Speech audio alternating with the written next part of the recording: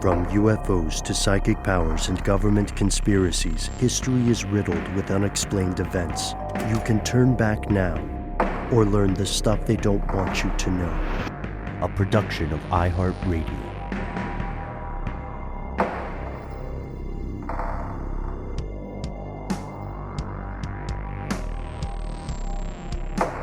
Hello, welcome back to the show. My name is Matt. My name is Noel. They call me Ben. We're joined as always with our super producer, Alexis, codename Doc Holliday Jackson. Most importantly, you are here, and that makes this the stuff they don't want you to know.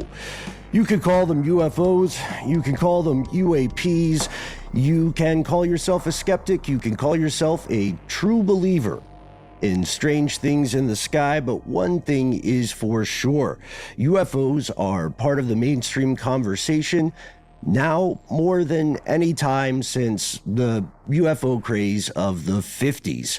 We have been living through exciting times. Mentioned this earlier on the air, guys, but it was so funny. Amid the pandemic, the United States government came out and said, UFOs are real, we don't know what's going on. And the American public pretty much went, fine, I got other stuff, you know? Collective shrug emoji, you know? Yeah. And it was a strange time. And this continues, and we are very much invested in this ongoing conversation here on Stuff They Don't Want You to Know. And fellow conspiracy realists, you know, one of our favorite things to do is to speak with experts in the field, regardless of what field we are talking about. And that is why we are in a flying saucer over the moon to be speaking today with the journalist, the educator, the creator of Alien State, a podcast that dives deep into this conversation with MJ Banias. MJ, thank you so much for coming on the show with us today. I am honored to be here. Thank you so much for having me. This is unbelievable. Oh, man, get out of here. You know what we didn't mention is you're an author. Just really quickly before we even jump in, let's just go over some of the works you've created. I believe one of the main ones is the UFO People, A Curious Culture. Yeah. So in early, I think 2018 or gosh, I can't even remember anymore, 2017, who knows anymore. I wrote a book, called The UFO People. And it was, it's a book about the UFO subculture as a sort of collective group that sort of has a very sort of similar belief system, ideological framework, whatever. And I really wanted to suss out, why do people believe in UFOs? Like, what's going on here and how does it impact our culture and our society? So the book is sort of like a subcultural analysis of the UFO community.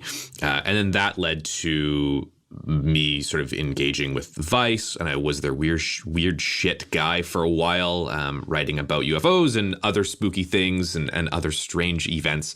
And then it kind of that just led to a whole bunch of other projects with Vice and Popular Mechanics and now Sony. So it's been this kind of trajectory of I'm not sure how it happened, but I was able to turn my weird sort of interest in UFO subculture to somehow like a very prolific side hustle that is like verging on main hustle.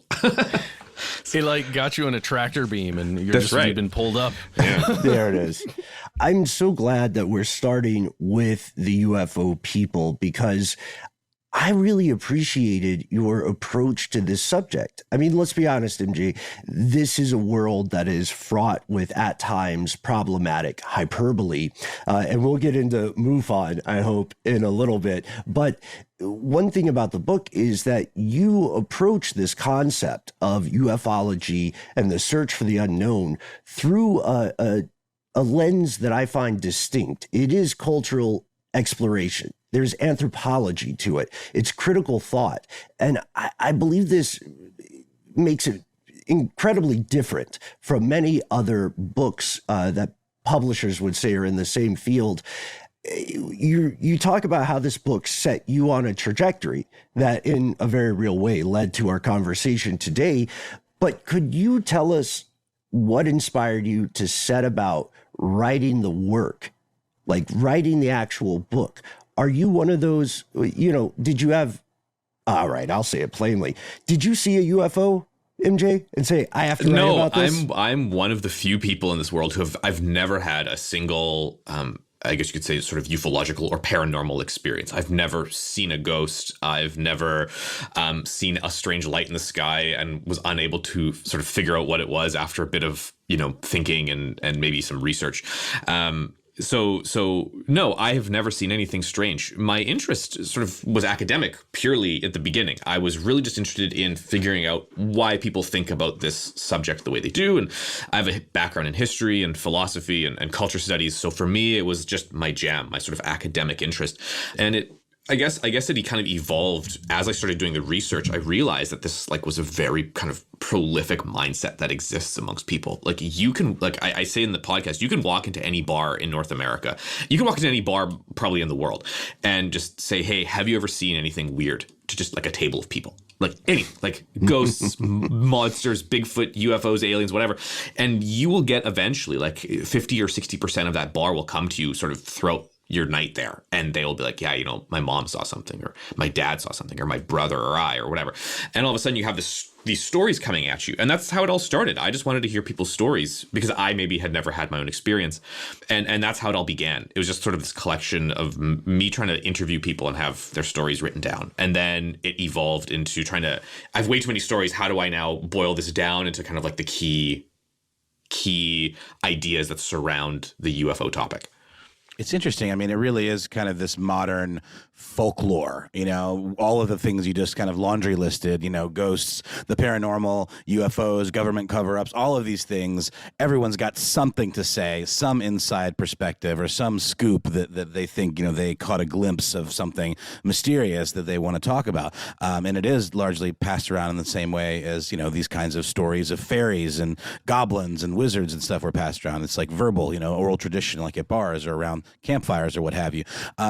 With us, every time someone asks us about the show, we always start off by saying it's a critical thinking approach to conspiracy theories. And I think that's a very important caveat because it is a measured, thoughtful way of discussing these things that are, whether you believe them or not, a very important part of the fabric of kind of the world. You are obviously taking a very similar approach in kind of an academic way of discussing these things with real gravitas. How do you tell people what you do without sounding without making them think that it's sort of fringe or some kind of out there whack job kind of side project? Yeah, my wife still doesn't know how to tell people what I do for a living because it's just I don't actually know. I think the best way to describe it is at the end of the day, I'm a journalist and I do journalism sort of that's focused a lot on science and tech and I do some national security defense reporting and whatever. And UFOs kind of fits into that world, especially today after 2017. UFOs became a national security issue, or UFOs became a national defense topic of conversation. Literally, Congress has meetings and open public hearings about it, and there's a Pentagon task force. So UFOs kind of after 2017 really got themselves wedged up into the sort of reporting that I'm currently doing. So it's easy today to say oh yeah, I'm I'm a journalist. I cover, national security and defense sometimes, tech and whatever, and UFOs are kind of part of that. But before 2017, it was just I was just really into writing about the culture, as you said, the folklore of UFOs, because UFOs very much are a folkloric idea. All conspiracy theories are folkloric in nature, right? They sort of have to be, and I guess the best way that I've kind of always talked about it when people start asking me, what do you do? I mean, these are stories, right? At the end of the day, I'm sort of a collector of stories because humans have been telling stories about weird shit for a really, really, really long time.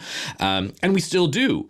And the big question that I want to answer as a journalist maybe is are we telling those stories because there's something to them? Something objectively real out there that is influencing the creation of these stories? Or is it something that's kind of just inherently human? Is it just something about us? We are just genetically and sociologically driven to create stories. Is that something just kind of inherently built within us? So I kind of vacillate between both of these ideas all the time. At times you look at some UFO stuff or, paranormal stuff, and you're just like, oh yeah, this is just humans being humans, right? We're just making shit up because that's how we function as a society and have for, 200,000 years. And then there's the other side where it's like, maybe something weird did happen and something is influencing this story. Some kind of anomalous event from the outside. And it's, you'll never, I'm not sure if we'll ever really know. That's the problem. So first off, when everything you're saying, I felt like one of those people in a Pentecostal church. I was slowly going, amen, because the reason that I describe so many conspiratorial thoughts or theories as modern folklore is because of those commonalities that you find yourself vacillating between in your work as a reporter. How much of this is just humans using pattern recognition and confirmation bias to craft a narrative? Why do stories about the Fae folk abducting children and alien abductions have beat for beat the same story notes? These are questions that, like you said, may be difficult to answer, but you have dived so deep into attempting to at least explore those questions with people who believe they do have the answer. And that's got to be a strange position at times, because you've spoken with, and you do speak with in Alien State, folks who are very convinced of specific things, right? Even to the point where they might say, hey, this other person is disinfo, or this other person is well-intentioned but incorrect, but I have the insight and I can tell you. And with this, I want to introduce a recurring character in Alien State, Tom DeLonge. We've talked about, Matt, Noel, and I have spoken about Tom DeLonge and the To the Stars Academy, but you speak directly with Tom in Alien State. And Matt, I think these are questions you and I are both dying to ask. I'm not sure where to start. Well, this is what I would say. 3 months before September 11, we took off our pants and we jacked it, and we loved it. Boy, did we ever. And that was what Tom DeLonge was known for, right? Sorry, that was a reference to an album, if you're not aware. Oh, Take well Off Your aware, Pants and Jack It. I'll blink. Everybody doesn't get it. Blink 182 times so that we know. Okay.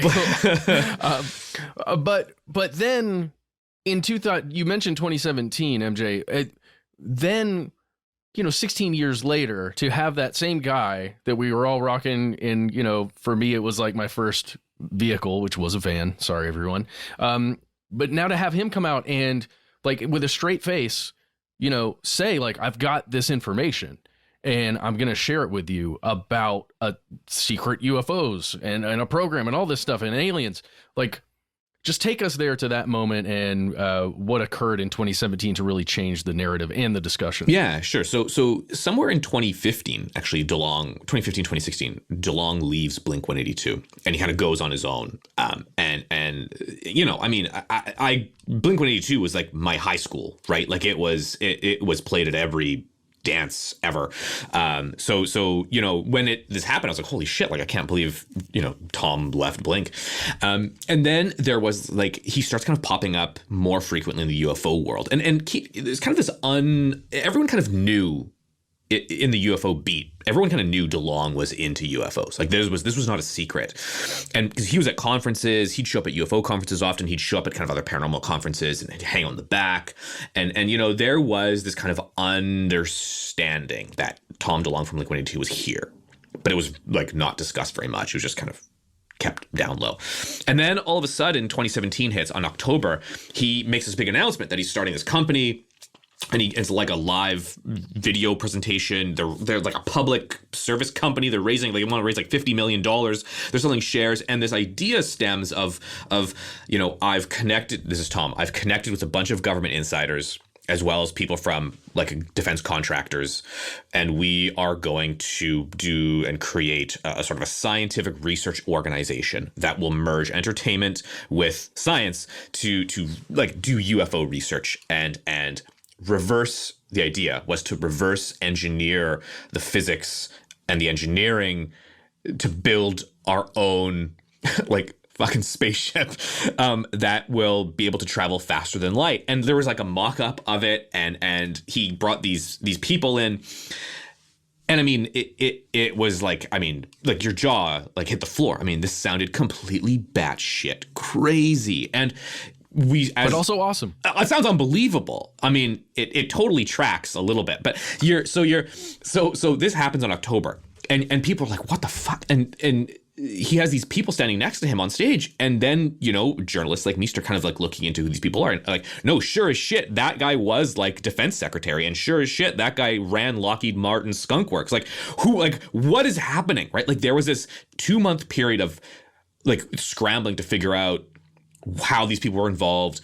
Tom DeLonge and his company were kind of speaking to certain journalists and not others. There was very much a sort of you're either with us or against us mentality. So then you need to start, like, again, journalistically, and all journalists do this, is you start trying to figure out how do you get your sources and how do you figure out how to win them over to your side so that you can get the whole story. And then, like, obviously there's always like that potential of like, I haven't always tell the truth. And if the truth is ugly, I may end up slitting your throat, but it's the truth. I have to publish it. So you have this moment of like back and forth for 2 months, and people are like, this is just, Tom DeLonge's gone crazy. He's gone completely nuts. He's going to build a spaceship. And then in December, like these pilot videos drop 2 months later from the Navy of like fighter pilots encountering sort of these unknown objects in the sky. And all of a sudden everyone's like, oh my God, like Tom DeLonge was right the whole fucking time, right? Like, it was like, we should have put our faith in like Tom for president, right? Like, that's kind of what happened, right? Correct me if I'm wrong. The videos you're mentioning, is that the Tic Tac video? Yeah. So sort of 2 videos dropped, and the third one was released a few weeks later. I don't remember how long. It was like 4 weeks or so. But yeah, we had 2 videos. One was the Tic Tac video from 2004 off the Pacific coast. The second one was called the Gimbal video, which happened in 2015, sorry, in June off of the coast of Florida. And then the third video was connected to the Gimbal video. It was the same thing, just like a different angle, or it was like a day later or something. It was related to the same incident. And these videos drop, and there's a New York Times article about it. And it's like the New York Times just said that there's a UFO program and there's pilots seeing UFOs and the nation's not safe. And it's like, oh my God, what the hell? And it started everyone off down this journey of like trying to figure out what the whole story was. But as we do in the podcast, you know, we start peeling away the layers of who these people are, who they're talking to, how they're all connected to one another, and what the story really is. And all of a sudden, you realize that this is much more convoluted and complicated, and it's not how it seems on the surface. There is more going on in the background that is the stuff they don't want you to know, basically. Oh, thanks, MJ. But you've actually spent some time, you know, talking with Tom, Yeah. Which is honestly something I think we would very much like to do as well one day. But he's a really thoughtful guy. I mean, you know, he definitely is a smart dude. He was very smart with his money. He left Blink-182 because he wanted to pursue, you know, something completely different. I think he was just tired of the limelight and only being known as this kind of nasal singing like emo boy, or mall punk rather. And he has a lot to say. Can you talk a little bit about what he's like as a person, like the level with which he carries himself and the passion that he kind of has behind these ideas? Tom's great. Like, I'll be honest, straight up. He was fun to talk to. He is really respectful, and he tries his best to answer the questions he can. I think Tom is generally like a smart guy. He's no fool. He's significantly more successful than I'll ever be in my life. And I agree with you. I think for him, he got to a point in his life where he said, listen, I've made my money. I've made my wealth. I don't need to make any more money, right? And he made the wise decision of realizing, I'm going to just pursue what I'm interested in. And at the end of the day, right, like when you're lying on your deathbed, you never like lie there and say to yourself, man, I wish I made more money, right? You wish for like more times you could do what you want to do and experience as much as you can. So I think that's what he did, and good for him. And he started really at the end of the day playing people. He started to talk to specific individuals within the United States government, and then he would tell other individuals within the United States government that he was talking to these people, and they knew each other. So they'd be like, "Oh, you talked? Yeah, I talked to Tom. Oh, yeah, okay." And then suddenly he started basically doing good espionage, and he started talking to people who were kind of connected in this world within the United States government or within defense contractors, saying that like, oh, he's name dropping names, and all of a sudden he's building this web of influence around him until he's ready to say, "All right, let's fucking do this. I'm starting a UFO company." And they're like, "Oh yeah, if you're talking to this guy, I'm in." And they just start like signing up, like, "Yep, in." And Tom did what he did, good or ill, doesn't matter. He did it because he loves it. And that's amazing. I think that's terrific. I think where it gets complicated is when you start leading, let's say, the discourse, when you start like leading the conversation about a specific topic, let's say like the UFO topic. You now, though, need to be really honest with yourself of like, is this the voice of the person who should be leading it? Or is this like, and there was a lot of pushback from the UFO people. Like the UFO people were like, we don't want Tom DeLonge being like the UFO Pope because of like the other shit he sometimes says, which just sounds totally crazy. And there was like drama. And so mad props to Tom for being amazing. But, you know, the UFO people were very much like, it galvanized into parties like pro Tom or against Tom, and there's like no one in the middle. But terrific person. Yeah, that makes sense because, you know, for many years, for decades, there were people who were existing in the world of ufology, and they were perhaps, one could even say, superstars in that field in their own right, but very much not mainstream. So I think we can exercise the empathy to understand they feel like, hey, this guy already has everything, and now he's coming in, and we think he's a tourist who is now appointing himself president. But I'm sure he doesn't see it that way. I do want to touch on something that you mentioned. The idea of disclosure is inextricably intertwined with the concept of conspiracy, right? The gist of the legend here is that these things are real, and I explain them as insert here, depending on whom you're speaking with. The government knows, and they want, for one reason or another, to hide it from the public. And, you know, it's no secret that Tom DeLonge, at times, has stated that he does feel there is some sort of cover-up afoot. And he is by no means unique in that belief. When you encounter people who not only believe in, you know, their particular version of a UFO narrative, but also believe there is a cover-up afoot, how do you respond to that? And do you hear people alleging the same conspiracy? And Sure. if so, what is that? I think this now verges into sort of really like dubious territory, right? Because you have, when you're talking to people and they believe there's a UFO cover-up of some sort, right? Typically 99% of the time, it's like this just innocent belief they have that won't really influence like their life or like popular discourse, right? But then you have segments within the UFO community who are very vocal, who hold a lot of sway in the sense that they have a lot of followers, let's say through social media or on YouTube or Facebook or whatever. And they do kind of hold court, as you said. They were sort of like the big players, the big actors within this world. And Tom DeLonge kind of nicely wedged himself in there. And they hold sway, let's say, over like 1 million YouTube subscribers. And they start saying there's a government cover-up. The government is lying to us about UFOs. There's a shadow government or a deep state that is purposefully misleading us. And a lot of these narratives will often then go into stuff to discuss like they're purposefully hiding the UFOs from us because they know that it's going to upset the oil industry, and the oil barons are the ones who run the government. And actually the big oil and big pharma are actually working together, and they don't want this to come out because if the UFO technology does come out, well, it's going to be life-changing. There'll be no more poverty. There'll be no more scarcity, right? Everything's going to be like futuristic Star Trek level shit. But what's stopping us is the deep state. right? What's stopping us is this cabal.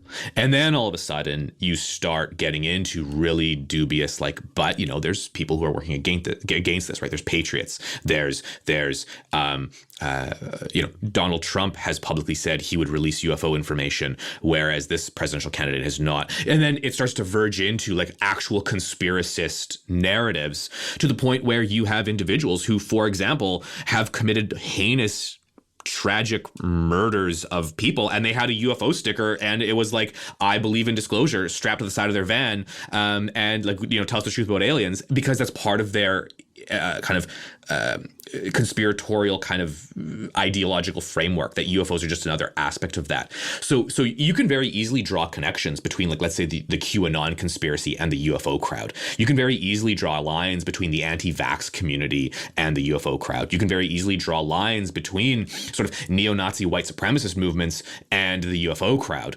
It's not a big segment of it, but it's definitely an aspect of the subculture that really percolates under the surface, that doesn't make CNN or doesn't make Fox News. It doesn't make CNN, makes Fox News all the time. Doesn't make other sort of mainstream headlines. But there very much is this kind of coalescing of conspiracy narratives, and UFOs fit perfectly into it. I was tracking a particular sort of UFO celebrity, and he shows up on the Russian state, the media RT, all the time as a spokesperson, talking about how the CIA killed his friends. They're hiding secrets from the United States government, they're hiding secrets from the world, rather. The United States government the CIA can't be trusted. And obviously RT loves this guy, because he's literally doing their job for them, right? He's an American who's creating disinformation for them without them having to try. And then they just put that on loop on YouTube, right? And it shows up on Facebook, Twitter, Instagram, wherever, TikTok, and all of a sudden, Russian state media is able to take shots at sort of the democratic systems that have been created, and start kind of peeling them down. And I mean, January 6th happened. I mean, it's literally, you can see how these all intertwine together. And that's when things get scary for people, and especially for me as a journalist. We'll pause here for a word from our sponsor and be right back.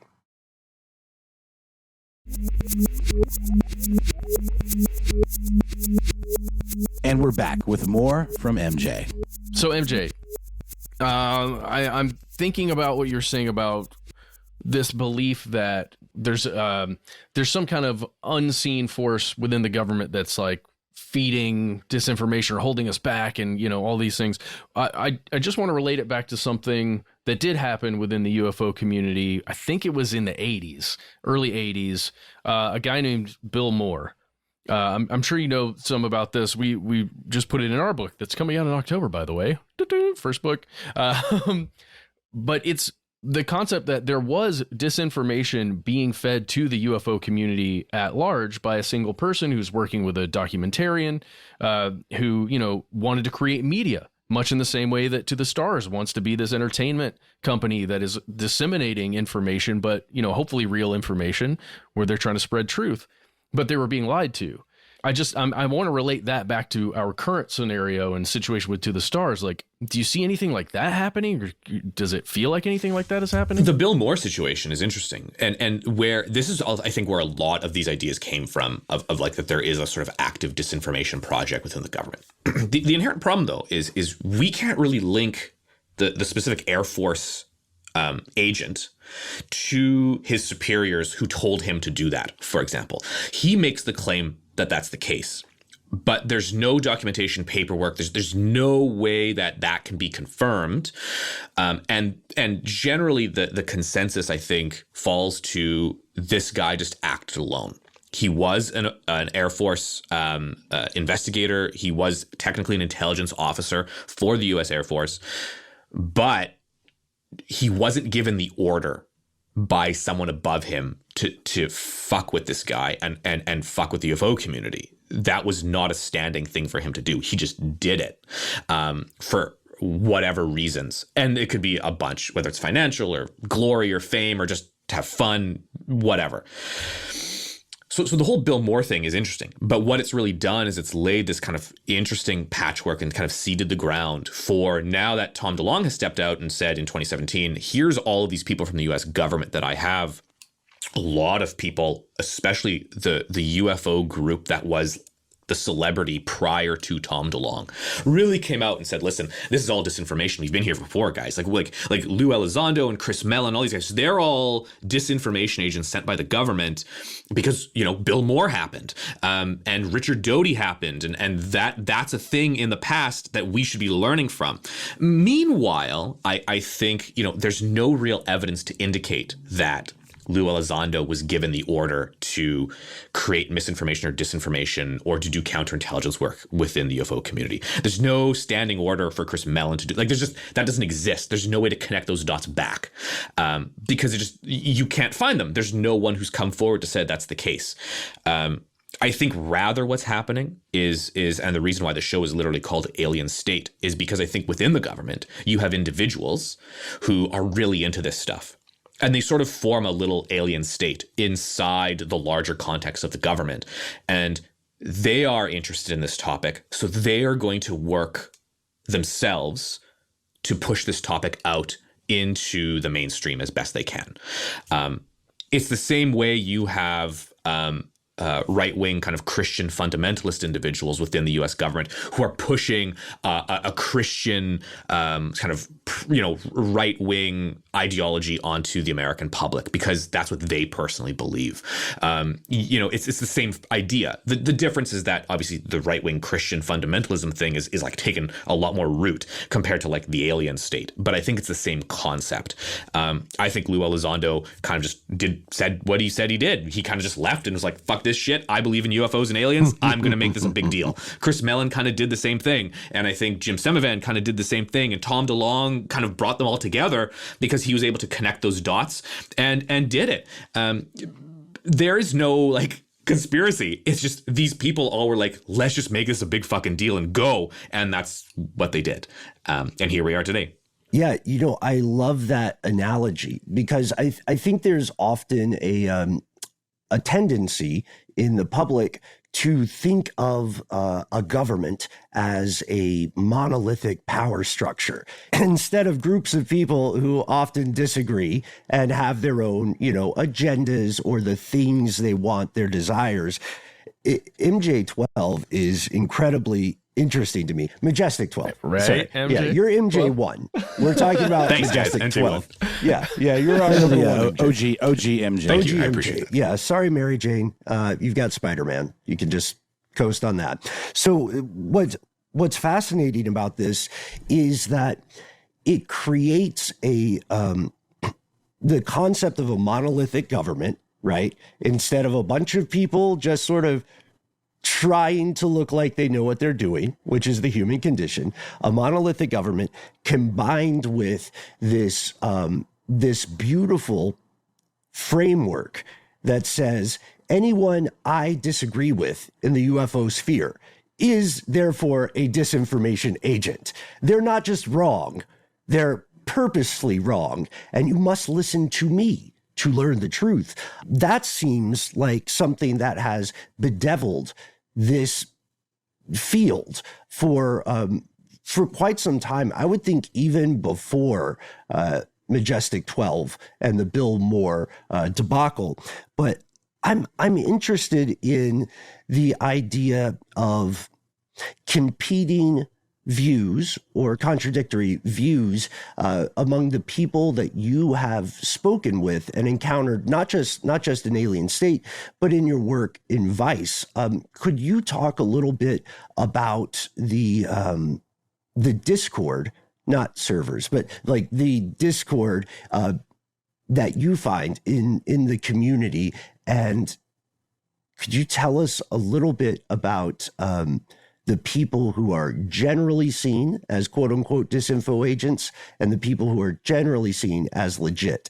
Is there a number one bad person? Is there a number one good person? Well, listen, I mean, you just that is like the whole UFO community. So you know, I think it depends on whose side you're on. This is why I think ufology will never become a scientific field or a scientific sort of study.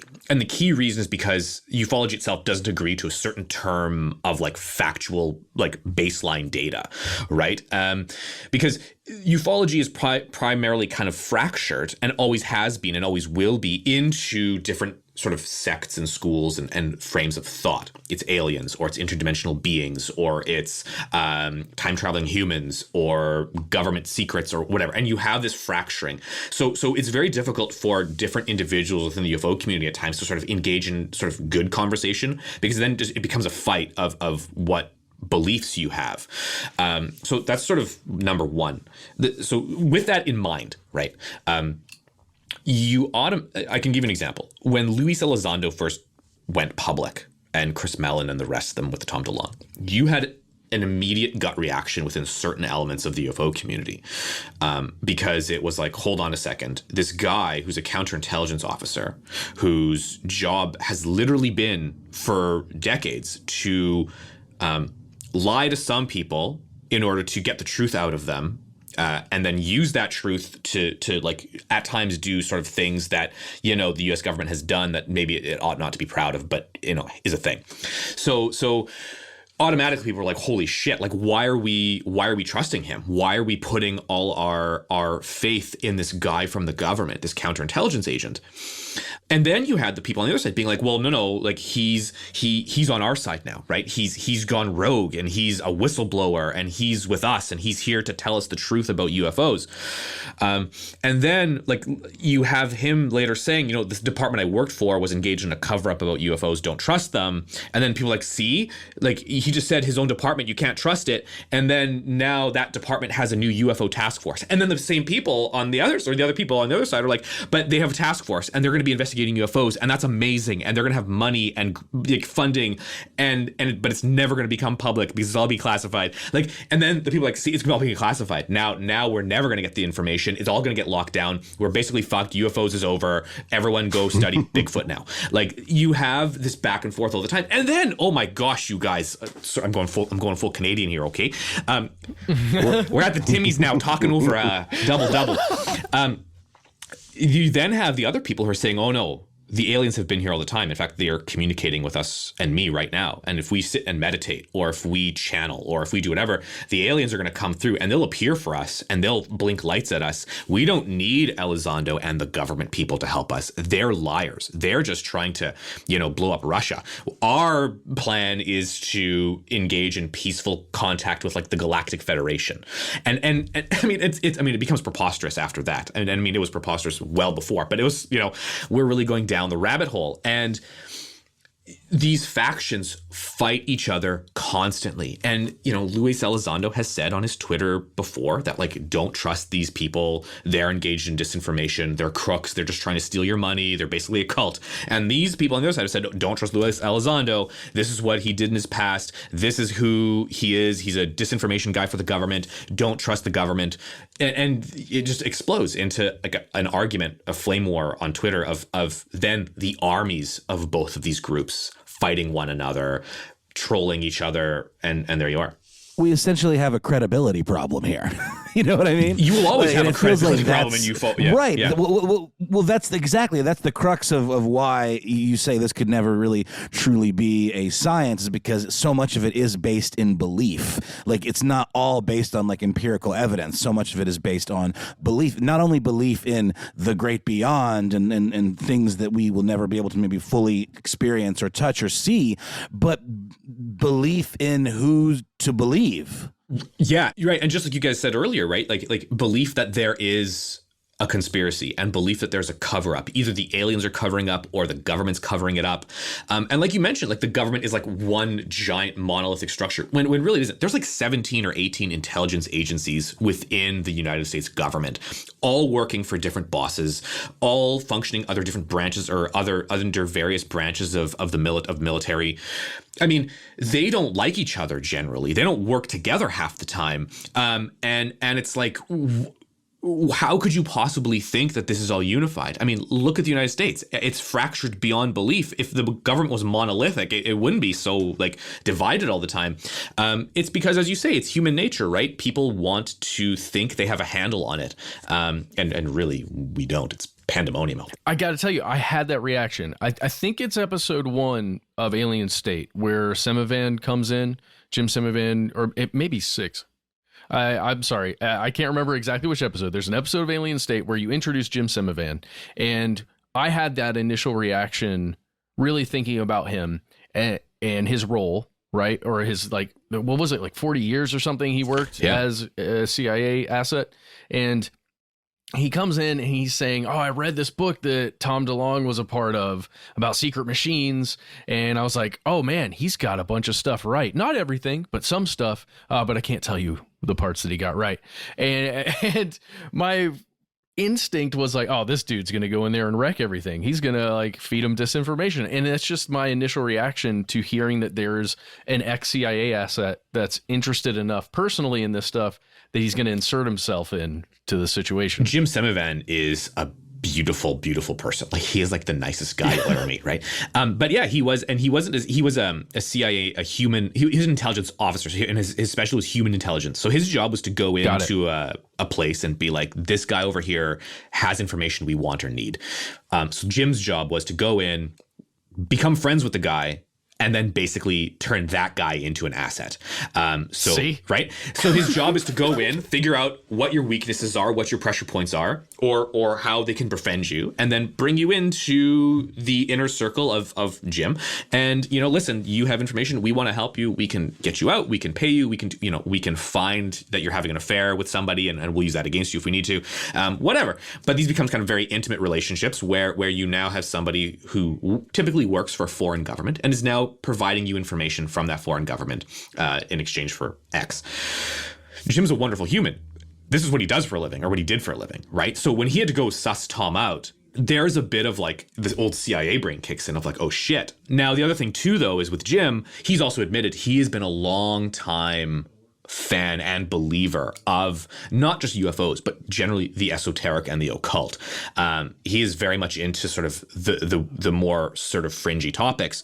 So when he says Tom got some stuff right, we really need to like, is that stuff what is actually right, like objectively correct, or is it just what Jim thinks is right based upon the reading he's done and the people he's communicated with who also share similar beliefs with him? And the big thing about the book Secret Machines was that there was a crashed flying saucer alien ship. The American government reverse engineered it and was able to create a vehicle that a pilot could sit in and fly without controls. You'd think the aircraft would do it, right? And that's how the aliens fly around, right? They don't have control panels. They just sit there, and it's telepathy or remote viewing or clairvoyance. That was kind of that's his book. I think Jim's under the impression that this technology exists. That the United States government is developing this technology. Unfortunately, Jim's background at the CIA would not really give him access to that information. Like, he was not an aerospace guy, right? He was a spy, and he spied on humans, not necessarily like aerospace. So again, you have to kind of weigh that in your assessment of like, does Jim really know, or is just Jim talking to people who say they know? And then why are those people saying they know these things, and how are they connected to this? And then again, you start going down the rabbit hole. Well, you read too much Stephen Greer in the CE5s, right? There you go. Speaking of, that's how you connect. Yeah. Hold the phone. We're going to take a quick break. We're going to hear some words from our sponsors, and then we'll be back with more of this incredible conversation with MJ.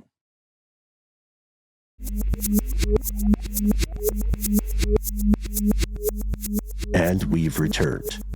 I think for people who are more on the outside, the average person who sees that New York Times article or who reads something on Reddit or what have you, they may also make the same mistake that people make about insert government here. It's easy to think of the world of UFOs as this monolithic thing, largely in agreement with itself. With that in mind, and I greatly appreciate you pointing out that it is very much not. One thing I would love to ask, what is one of the strangest conversations that you have had in your time working in this field? Because you've been in the trenches. I'm sure you have some war stories. Okay, I'll give you, sure. This is some of the, okay, there's a lot. Okay, well, let me caveat this with there are a lot of weird stories. So what weird means depends on like who you are as a person. Like, and I've heard everything from, I personally have been referred to and like directly informed to my face by a person that I am a CIA like operative trying to create skepticism within the UFO world to undermine Yeah, like we get the that truth, too. right? And it's like, well, first of all, I'm Canadian, so no. Secondly, like my like, have you seen my home and my like? I wish I was, you know. So you know, that's MJ's just trying to enjoy an Italiano and some wedges over there at Timmy's. that's you know? right. Did you look up the menu to Timmy's? I did. So you know, I've had a lot of weird. I've been called a reptilian alien before. Like so I have gone down the weirdest places. A moment, I guess, that has really, let's say, impacted me was I was working on a docuseries with Viceland on a UFO cult. And this woman ran an online UFO cult that is really just shades of current cults that exist in the UFO world. It basically everyone's a reptilian. They clone each other. Long story short, but part of her financial system was she created this thing called orgone. And I'm sure you guys have talked about orgone before on the show, which is, for you guys, anyone who doesn't know, it's sort of like you take a bunch of like rocks and metal and shove it into a resin and you bake it. And then it forms a puck usually. And allegedly the way this stuff is designed is it keeps aliens, evil spirits, you insert any sort of bad occult shit, keeps it away. Busts clouds. Yeah, that's right. It's often used within chemtrail conspiracy theories, right? It breaks up the chemicals and stuff in the so the chemtrails don't affect you. Anyway, this woman, this cult leader, a lot of her money came from making and selling orgone. And in the show, I was for this documentary, I was hired as a consultant and researcher. I was able to track down the woman she made it with. The cult leader was deceased, but the woman who made the orgone was still alive. So I was able to track her down, and I reached out to her as a buyer. I pretended to be somebody who was being like affected by these entities in my home. I had been listening to this cult leader's sort of YouTube show and podcast, and I was under the impression, I told this person that this is what was going on. Well, this woman reached out, contacted me back, said this is what you need to do, and she basically started selling me orgone as best she could, like the pucks, the orgone blaster machine, the pendants that my family could wear.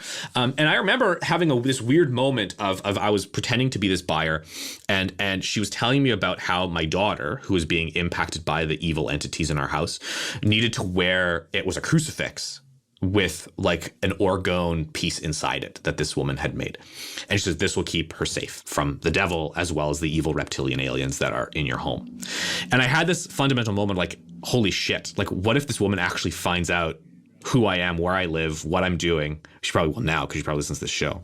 But like what happens if she's able to track me down? And like, how stable is this individual that they believe this? Or is this just a con? They're just doing it to make money and like, fuck it, it puts my kids through college. And I had this kind of weird moment of like, I was told that this is what I needed to do to protect my house from the evil aliens. And I'm like soaking all this in, and I'm just like nodding and smiling like, yeah, no, for sure, I agree. What do you think about this? And I'm trying to get the financial information with this cult leader on how much money they made, right? And it was like, it was nearing $100,000 in orgone sales that kept this cult leader funded to keep going. Eventually we got there, but I had to build trust with this individual to kind of get there. And it was like diming out my wife and kids for like evil reptilian aliens and orgone sales. And that was my weirdest moment of like, oh shit, I'm in it now and I have to like go to ground. And I had like, I created a whole online profile, like Facebook, email, whatever, had a fake name and everything. And I just burned it all down after I was done. But it was a spooky moment of like, this person was like, tell me everything about the reptilians that you see. Well, I didn't say reptilians. I said they're kind of like entities. Tell me about them. Are they shadows? Do they roam down your hall? Do they visit you in your bedroom bedroom while you sleep, or is it while you're awake? And it was like, I'm just making stuff up as I'm going based upon what I knew about this cult leader and just trying to fit it into this worldview. And it was like on her end, just eating it up. Right? It was like, tell me more. Well, this is what you need. This is the product you need. Tell me more. Oh, this is the product you need for that. Right? And I was like, oh, like this person is either really good at selling or they are 100%, they believe it outright. And both of those are scary, right? Like both of those are really scary, that you're willing to sell bullshit to that extent or you believe it to that extent. I'm like, so that was my weirdest story of pretending to be an orgone buyer and having to deal with this cult follower. And then burning your persona afterwards. I vanished. Nice. I literally had to vanish. Yeah. I respect your OPSEC. That's pretty cool. So many people listen to this show. I mean, there are probably many believers out there who have something either from their past, from the culture, from, their family, something like an evil eye that you put up in your house to keep away ward away evil spirits and things like that. It's just such, the through line of that kind of belief is so old. It feels to me, and this is just my opinion, it feels like the orgone thing is just kind of an evolution of some of those older ideas with the crucifix, right? Like, where it's going to protect you. Some unknown force or some known force that is unseen is going to protect you. I want to ask one last question. I know we're running pretty late here. I'm thinking about all of these, the UFO research that's happening right now within the government, within these private organizations, the stuff that you're reporting on, MJ. And I'm imagining the SR-71 and the B-2 bomber, these two huge pieces of secret tech that the United States government paid contractors like Northrop Grumman to create, in secret for as long as they needed to, and test them as long as they needed to until they're operational, and then even then keep them secret so that the enemy doesn't know the tech that we have and how advanced it is, and that our SR-71 can go 80,000 feet in the air, unlike any other craft that's operational right now, or the B-2 can fly over your country and nobody will even know it was there. I'm just, if you think about that, what was that, Ben? SR-71 was 60s? I think that was like 1964 or something like that. And then the B-2 bomber, the stealth bomber, the one that looks like the big V in the air. Yeah, the cool one. The cool one. I mean, that's like 80s, 90s, right? I have to imagine with the way our technology has advanced from the phone I was using in the 80s to the phone that my parents were using in the 60s to what could be flying around there right now that was created in skunkworks. And I do wonder how much of this current movement towards disclosure, towards at least even just the excitement in the popular mind, how much of that is just really skunkworks and the things they've been creating since the 90s? Sure. And I mean, that's a big theme, right? Like, are these just test craft that we're seeing, right? Are these just sort of, misidentified vehicles that we're building or somebody else is building, like a foreign government? I mean, that's a massive, massive aspect of the UFO discourse, that's all we're really seeing. We're just seeing test craft, because we know for a fact that test craft were seen. Like, we know for a fact that the SR-71 was spotted a whole bunch of times and it was chalked up to a UFO sighting. Same thing with the B-2, right? And if somebody sees a test craft, the United States government isn't going to go out of their way and say, "Oh no, listen, it's just a secret plane we're working." They're just going to be like, "Yeah, UFOs, whatever, man. Like, I don't give a shit. Sure, yeah, you go ahead. Good. UFOs are great. Like, go nuts. Like, yeah, you saw that." It's the same thing that happened at Roswell, right? The Roswell, New Mexico story was a downed spy balloon that the United States Air Force had no interest in exposing because it was being used to spy on Russian atomic weapons tests, and it wasn't exposed until 1994. When the Air Force said, yeah, this is what it was a balloon, basically. And we can talk about it now because the technology is so archaic, it doesn't matter. We don't use them anymore. But this is what it was. During the 80s and 70s and 80s, when the Roswell story really became a big thing, there was no interest on the part of the Air Force to be like, no, listen, guys, it was a balloon. Like, we're going to tell you the truth. Like, why? Like, your opinion that it's a UFO or a crashed UFO doesn't really matter to us. Now, in hindsight, like, looking back at it in a post-Trump world, maybe the government needs to be a bit more open, because at the end of the day, what it's only doing is building conspiratorial narratives. And in the 80s and 90s, those conspiratorial narratives were kind of limited to very small communities. And then now we live in a world where anybody can start a YouTube channel. Anybody can have a massive Twitter account or a Reddit or whatever and start spinning these narratives. And all of a sudden, that information spreads like wildfire.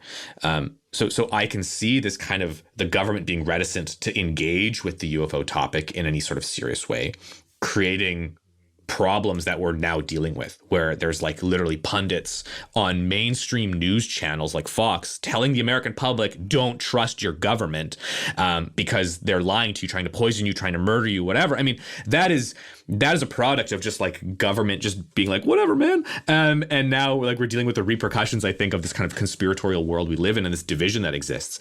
Absolutely. But listen, I'm a Canadian. So for me, I'm a card carrying like socialist, liberal, pro like healthcare, free healthcare. Yeah, what the hell? So I that's not a thing. I appreciate that some listeners might not like my lack of rightness, but it's okay. Well, this is I think this is a valuable perspective because this gives some objectivity.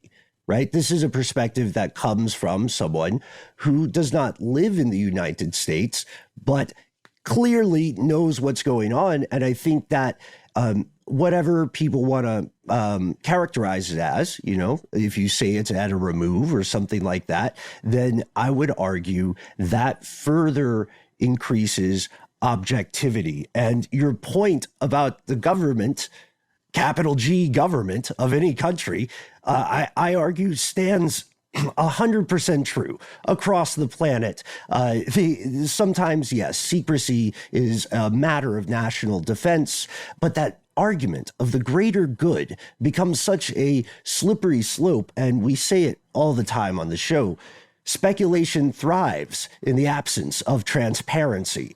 And sometimes, at least in our experience, sometimes the most frequent actual conspiracy, some incompetent act or some mistake, and the conspiracy is trying to cover that up so as not to look incompetent.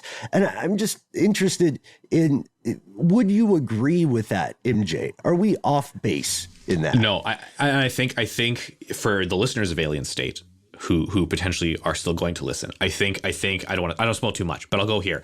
I think as we start in the show to peel away the layers of the 2017 UFO story and this government program, you start to kind of realize as those layers get peeled away that the reason why currently the Pentagon doesn't want to talk about UFOs or engage in the subject in a public way, not through Congress, because Congress is engaged, but how the Pentagon itself as like an institution doesn't want to engage in this, is because of embarrassment, right? As we start to peel the layers away in the show, you realize that this UFO study that was conducted by the US government dealt with some pretty far out things that in hindsight look ridiculous.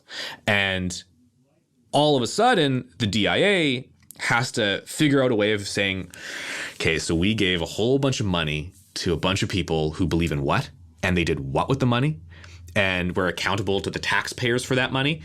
Oh, shit. Okay, listen, guys, shut it down. No more UFOs. This is insanity. And it's just like lock this shit down as fast as we can. And it's not because there's a cover up. It's because you had guys you were able to successfully convince the people within the DIA to spend money on this when in reality, like the money was spent on something totally different, totally way out there, that was like in no way connected to what they said they were going to use the money for. So you have this amazing ability to play fast and loose with language and wording and phrasing of ideas to the point where the DIA turned around and said, yeah, here's money, go. And then as that money was spent, kind of realized, sorry, what did we pay for? And all of a sudden that realization of like, oh shit, right? Like, there's goblins involved and werewolves, and it's like, oh no, right? And that's it. Funding was cut. Did they restart the Stargate program or something? I need to finish listening to Alien State. You do need to finish listening to Alien State. And, I'm not going to say anything about that. Yeah, and we can't spoil too much of the show, folks. We are listening along with you. As you can tell, we are fans of Alien State. We don't say that lightly. We can't wait to get to the end of the show. Episodes are available now, I believe, wherever people find podcasts. Isn't that correct, MJ? Yes, you can find it on Apple Podcasts, Spotify, Stitcher, Google Podcasts, if people use that. I'm sorry. And then just like anywhere else you can get a podcast, it's kicking around. And where can people go to learn more about your work, not just with Alien State, but in general? Yeah. So I am a co-founder of a news site called The Debrief, www.thedebrief.org, where we cover sort of science, technology. I like to say from the fringes, but not really. It's just sort of the outer peripheries of where we are scientifically. We talk about defense and national security as well. So The Debrief is a great resource if you're into the UFO subject or any kind of science and tech subject, but not the stuff Wired isn't like bold enough to cover. So hopefully, you find me there at thedebrief.org. You can find my personal website at mjbanias.com, or I'm on Twitter and the social medias, really just Twitter at MJ Banias. Feel free to track me down. I want to hear your ghost stories, your Bigfoot stories, your UFO stories. Tell me the weird things. I love it. And MJ, you mentioned a very specific Viceland video. Do you know if that's still available on YouTube or something somewhere? If you go on YouTube, I was involved in a docuseries called The Devil You Know, and it's on Viceland if you can get it. If you don't live in a country that has Viceland, you can find it on YouTube. People have posted it online. So if you just type in The Devil You Know Season 2, it'll pop up. And it's about a cult leader named Sherry Shriner. And we do a 6 or 8 episode deep dive into who this cult leader was. And I'm in a couple episodes, which is fun. So yeah, you can find me there. I'm also like on History Channel. I'm kicking around, man. I'm all over the place. Man, well, you've given us a lot of things to consume. So we're very excited about that. Thank you so much, MJ, for hanging with us. Really appreciate it, man. It's been my pleasure. This has been a lot of fun. What a wild ride. Puts Mr. Toad to shame. There we go. I love the reference. So off mic, folks, what you didn't hear was a in-depth conversation about Mothman, which is our pal MJ's favorite cryptid. We might have to have him back on the show to talk cryptids. What do you guys think? Dude, I need to wear the shirt you got me way more often. Every time I wear it, I feel like people we talk to just get super excited about Mothman. I think it's because you look so good in the shirt. You're probably the best advertisement for Mothman that Mothman has ever had. I think they just see his booty in their minds when they like see the reference on my shirt. It's not just the booty, fellas. It's the abs, man. He doesn't only have a 6-pack. He has like a 12-pack. The dude is stacked like a Masters of the Universe action figure. Just so. And we hope that you enjoyed this interview as much as whomever made that Mothman statue clearly enjoyed abs and butts and He-Man, to your point, Noel. We are going to call it a day. We hope you tune in for upcoming episodes where we are going to explore the bleeding edge of so-called artificial intelligence, as well as allegations of conspiracy and cover-ups. In the meantime, we would love to hear from you. Do you have personal experience with UFOs, UAP, or just something strange in the sky? Reach out. Let us know. We try to be easy to find online. You can find us on Facebook, YouTube, and Twitter at the handle Conspiracy Stuff. On Instagram, we're Conspiracy Stuff Show. But let's just say you're not down with the internet at all. You can use the telephone, analog, rotary, phone booth by giving us a telephone call. Yes. Pick up the phone and call 1-833-STDWYTK. That is our number. You can leave a 3-minute voicemail when you call in. Please give yourself a cool nickname. We don't care what it is. We can't wait to hear what you choose. Let us know if we can use your name and voice on the air, and then just have at it. Do whatever you'd like. We do ask that if you've got more to say than can fit in that 3-minute voicemail message, instead, type it all out and send it to us. We are Conspiracy at iHeartRadio.com.